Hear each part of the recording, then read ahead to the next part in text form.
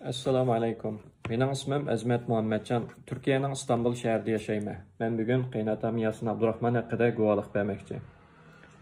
Qaynotam Yasin Abdurahmon 1963-yili 9-oyning 18-kuni Korlining Bugir noyasida tug'ilgan.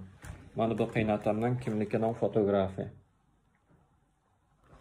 2017-yili ayolim Parizat Yasinning oilasidagilar bilan aloqamiz uzilib qolgandan keyin uning oilasi haqida hech qanday bir ma'lumotga erishamagan edim.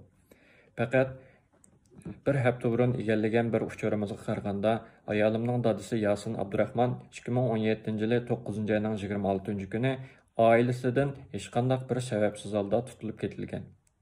Tutilib ketilgandan keyin jamoat xavfsizlik tarmoqlari tarafidan oilasiga tutilib ketilish sababi nima jinoyat o'tkazganligi haqida hech qanday ma'lumot berilmagan.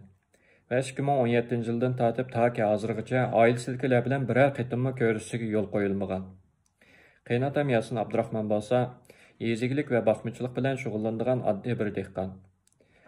U davlatning hech qanday bir qonun siyosatlarga xiloflik qilgani yo'q. U gunohsiz.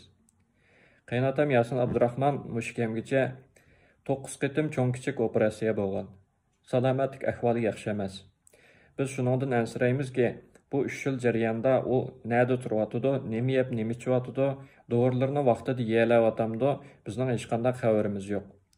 Uning salomatlik ahvoli yaxshi bo'lmasligi va nihoyatda kesili ig'irlab ketgan bo'lishi mumkin. Bu 3 yil jarayonidagi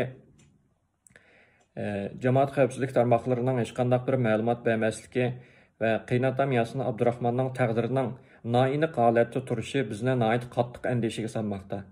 Biz Jungo hukumatidan shuni talab qilamizki, qaynotam Yasin Abdurahmon to'g'riliq eng qisqa vaqt ichida oilasiga aniq bir ma'lumot berilsin va qaynotam Yasin Abdurahmon darhol shartsiz holda qo'yib berilsin.